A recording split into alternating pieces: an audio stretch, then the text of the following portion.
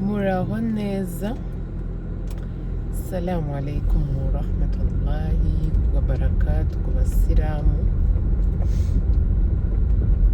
Igisibo mwagitangiye neza.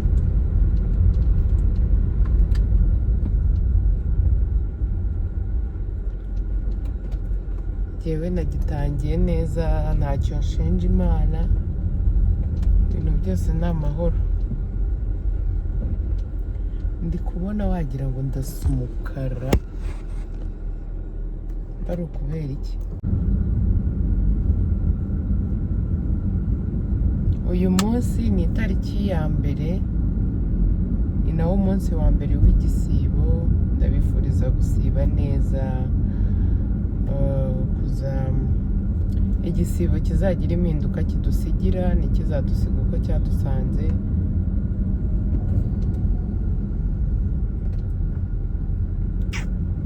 Ntikizadusiga uko cyadusanze. Imana izakire kwigomwa kwacu, Imana iturinde n'abaducumuza.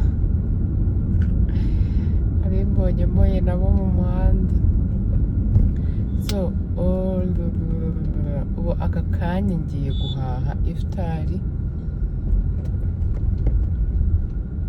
Turi saa 8:12 ubwo nyiva mu rugo. Uyu munsi sinabashije gukora siporo.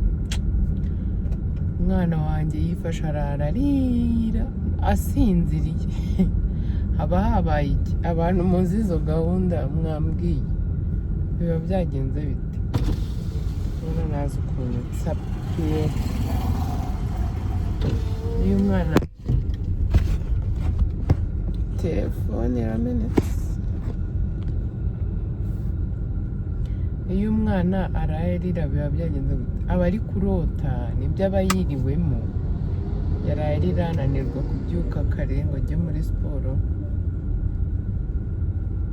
Gahunda nayo ifite uyu munsi zihita zipfa, ariko ngiye gukora nkeya muri zo. So rero hari umuntu umwe tuziranye yarambwiye ngo uzagire ngo nubishobora ngo uzajye uduha ngo vlog nyinshi mu gisibo, ngo umuntu ngo anarebe nyine siporo buri gukora, kuko nimba ziba zimeze nk'izindi usanzwe gukora kandi uba wanasibye. Nyine hari umuntu utumva ukuntu usibye ngo ujye no gukora siporo. Ndabwira nzagerageza nimba ishobora. Ambwira ati reka singiye gusa, burushaho no gusanga hari n'undi ubyifuza kubarizwa kuri channel yawe. Ndamubwira ati nta ribi nzobikora.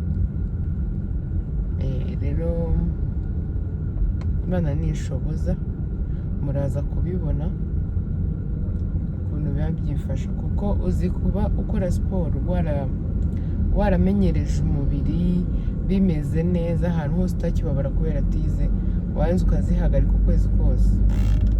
Ifo nubwo gukora ni somo nabyo bitoroshye, ariko kubihagarika ni ibindi bindi. Kereka mu gihe uzi ko siporo zishobora kuba zigucumuza cyangwa hari ibindi bintu nyine ziguteza wenda by'ibibazo ntawamenya, ariko ubundi bibaye nta bihari wakwikorera. Ndavuze kweri, reka mbareke mbashe kwihuta. Ndi kugenda bukeya ko ahantu telefone iri, mbashe gutibika nihute aruke meke n'ibinkundira.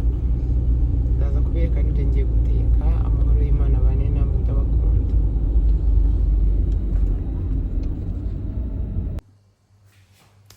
Ubu namaze kugera mu rugo, nari nzi ko ndi bugende mbereka utuntu akantu kandi ku muhanda. Ndazi ndamukubita. Nzi ko ndi bugende mbereka akantu kandi biranga kubera ukuntu mu muhanda hari harimo abantu benshi. Nibazaga ikintu cyabaye, nabonaga ndi burare ngenda. Ntarajya mu bintu byo guteka cyangwa mbeke ibintu ngiye guteka, ndashaka kubabwira muri Sandoti abantu bari batangiye kubiyitirira kuri no product ya slimming. Nimba ari abantu benshi rero babonaga kubera ukuntu ikora, batangira kubiyitirira n'ibiki. Banze ndebe bano bana ibintu barimo gukora.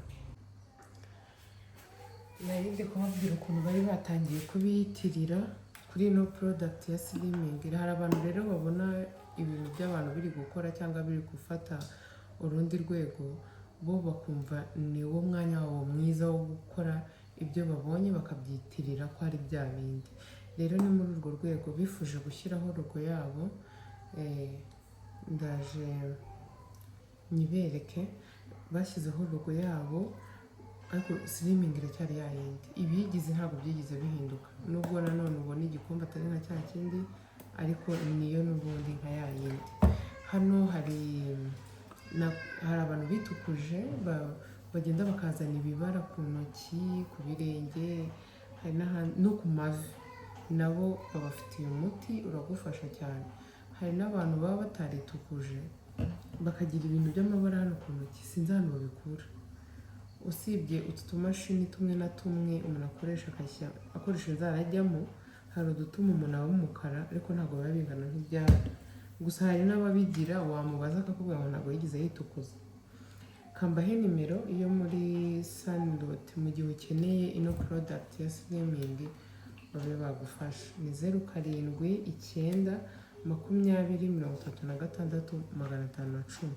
Ubahamagare ubabwire ngo ndashaka slimming, ariko ubanza urebe ko hariho ino logo iriho yabo. Dore na hano logo iriho,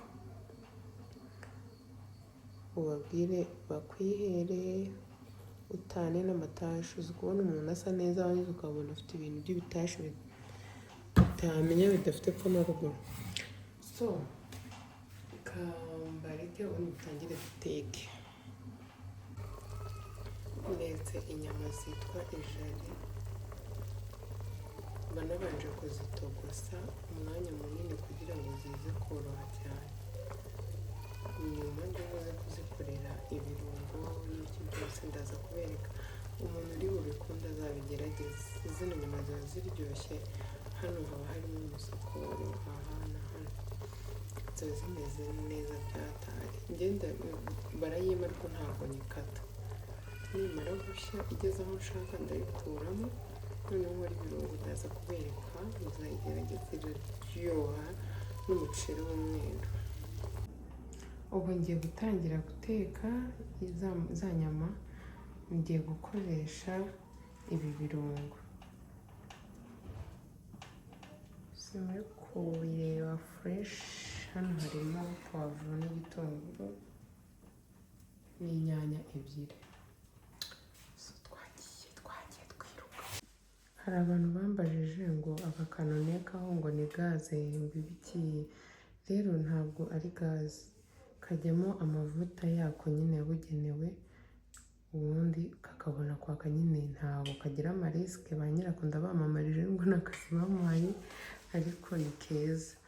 Ntabwo kateza nyine inkongi cyangwa kuba umuntu aba afite impungenge zo kugira ngo wenda ufite nk'abana ngo barashya ibintu nk'ibyo ngibyo. Ni keza. Ni keza cyane, abamo amafaranga ubundi tuzamenya ibyako mu buryo bwimbitse. Cyangwa gushaka ntabwo rero niko nifuza gusubiza abantu nyine barenze kure. Ngiye gushyiramo za nyama ukuntu isosi isa.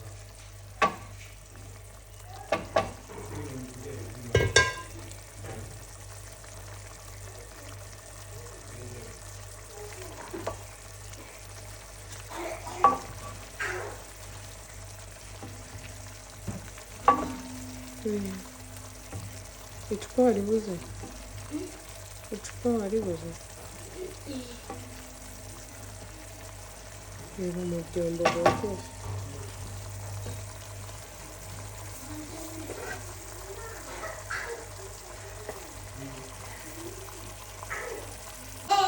Ubu ngiye gusya ibishyimbo abana bari burye n'umuceri. Mfite umuhungu udakunda kumva nyine ibishyimbo mu biryo, gutya bimeze. Ubu ngiye kujya mbisya rero kugira ngo nawe abirye neza nk'abandi. Sibyo papa? Sibyo? Sibyo? ari gusaza ari gusasa ubishore kama agiye koga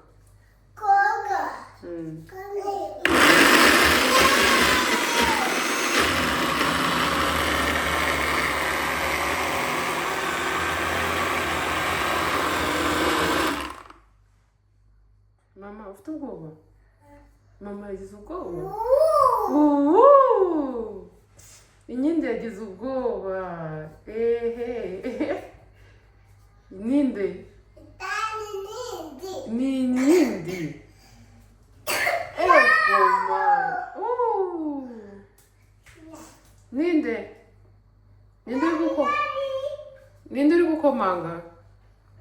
ninde uri gukomanga umuntu ninde uri gukomanga umuntu ari hehe uri gukomanga umuntu uri gukomanga ari hehe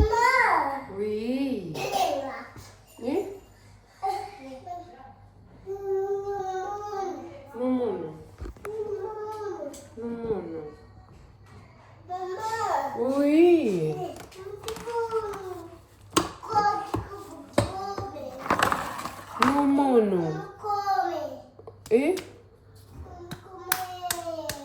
ngo ngwiki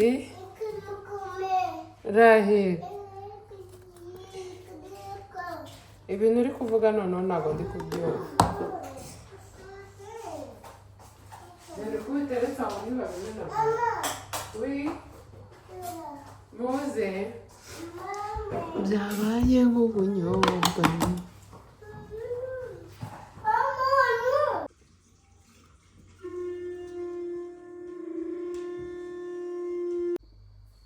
mumeze mute bakunze ubu ngiye gutunganya idaku yanjye ngewe ni umuneke umwe uyu muneke umwembe ipapayi n'irayogati ni iby'umukunzi wanje ndaza kubika ukuntu biri burangire bimeze ariko ngewe sinyabasha gufata idaku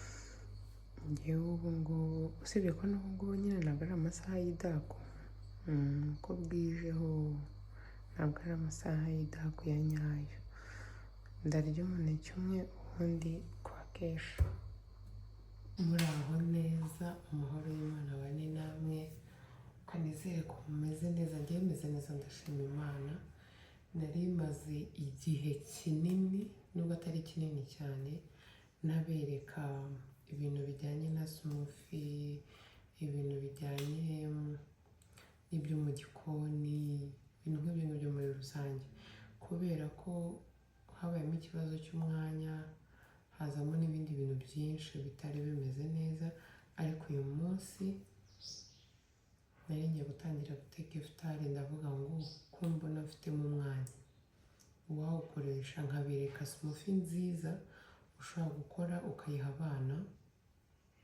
cyangwa se ukayinywa wowe wenda ukeneye nko kubyibuha hari smoothie iba ari nziza ku bana kubera ko abana ababyeyi benshi tutabeshyanye dukunda umwana tubona byibushye nubwo hari igihe birenga nyine akabyibuha cyane bikaba bibi ariko ababyeyi benshi bakunda umwana ubyibushye ubona ateye imbabazi bikaba n'umwana unahaye ibintu nk'ibyo ngibyo ntibibe byanamubyibushye ariko nyine angana mwarabibonye nanjye muri ziriya manga umukobwa ni muto nyine niwe mukuru muri bo ariko afite agataye gatoya ngiye gukora rero smoothie irimo umwembe irimo umuneke irimo ice cream irimo biscuit irimo n'amata ndagenda nabibereke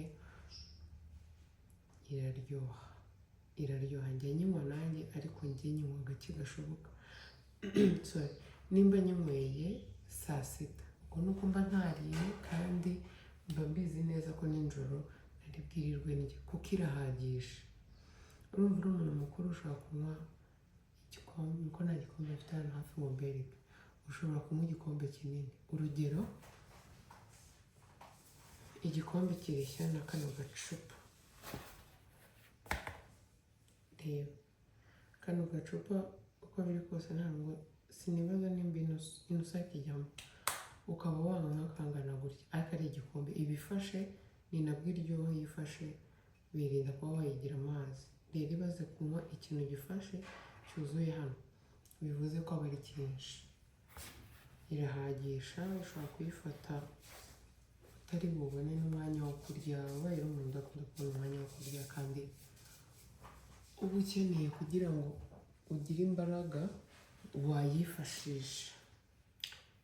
Kamanze mbereke ibyo gukoresha. Uyu ni umwembe, ariko uyu mwembe ni mubi pe, ntabwo uhiye, sinzi ukuntu umeze. Harimo aho uhiye, hari aho udahiye. Ni umuneke, aya ni amata, iyi ni ice cream na biscuit. Biscuit ushobora gukoresha izo arizo zose zo ukunda. Harimo n'ubuzizi nyirimo ubuzizi ntabwo babushyiramo bwaje kubera imbuto. Ikindi, iyi turmeric murebe umwaka yakorewemo. Iyi turmeric ni nziza, ikora ibintu byinshi cyane, byinshi. Ku bantu bayizi nimba mwarayibuze, kuko ndabizi ko iyi ntabwo igurirwa ahantu hose. Ikindi, iyi turmeric mvugeho bikeya, ifasha, ushaka gushyira mu biryo by'abana, ni nziza. Uriya umwana uyirya ntabwo agira ibintu byo kwibagirwa. Ikindi, ifasha ibintu byinshi, cyane cyane nko ku mwana. Kwishyira mu biryo by'umwana ni byiza, ngenda ayikoresha. Uyikeneye rero hano nakurangira wayigurira ni muri Sunlotte, 07920366510. Mubahamagare. Iyi turmeric barayigira, ariko iyi y'uyu mwaka iyo ya fresh. So twagiye rero, ibi nibyo ngiye gukoresha na blender nk'ibisanzwe.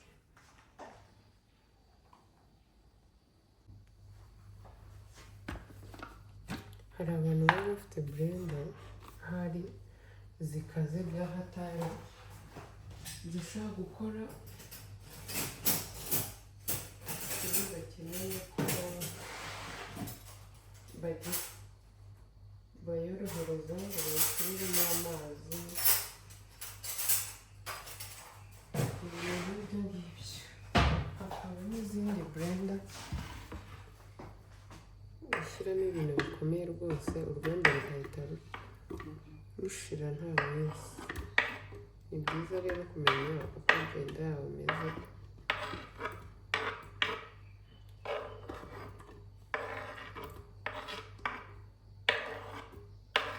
Ni icyo umuntu areberaho kugira ngo amenye ko agiye kugura umwembe mwiza. Umwembe n'wotameroni ni ibintu bikunze kumbera bibi, ntakunze rwose kubigura, niko navuga. Turmeric abantu muri byifuze kumenya ibyayo mu buryo bwimbitse, mumbwire uzabakorera ikiganiro, bagire ibintu ifasha. Ni byiza cyane. Ikindi, hari umuntu ushobora kuza kwibaza nimba ice cream atari mbi ku mwana, wenda urugero nko ku mwana w'umwaka n'igice. Njyewe ku banjye nta kintu batwara. Hari umwana ushobora kuyiha ugasanga ntabwo ari sawa, kuko harimo na ice cream n'ibindi byakora. Nuko harimo ndayimena, nuko harimo ice cream biryoha cyane kurushaho, ariko ntibisobanuye ko mu gihe itarimo bitari bukore. Noneho njye nari nanayikuye muri firigo kare kugira ngo kubasha gukuraho iyo nkoresha. Murabizi hari ukuntu iba ifashe cyane bikanga kuvamo. Niyo mpamvu Kami ngwino hano.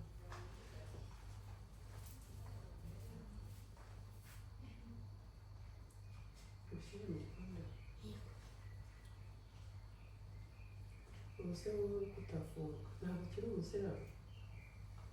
Ndafunga ejo. yewe uzafunga ejo urimo kurya. Ejo ntabwo nzarya nimugoroba. Ishyiramo n'amata make. Ntibazakuzanira ibiryo. Inzara yakurya ukananirwa kwiga.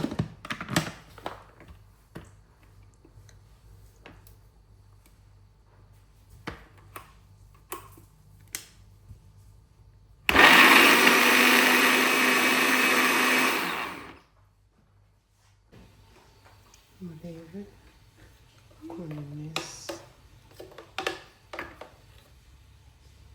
Irafasha, ni ibiryo.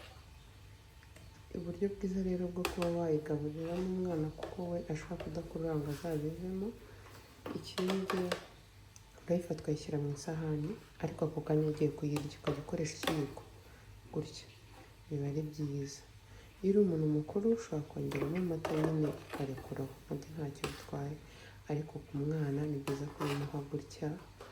Ikindi atagiye kwita yifata ako kanya kuko nk'ubongeye bararyamye, ngiye kuba nyirekeye muri blender, nibabyuka ndongera nyiburendinge rimwe mbone kubashyira ku isahani babe barya. Dore rero mberetse akantu keza wagaha umwana wawe kaba karyoshye, kaba ameze neke, turi kumwe. Ndaje ndebe ko bimundira mbereke n'ibintu ngiye guteka.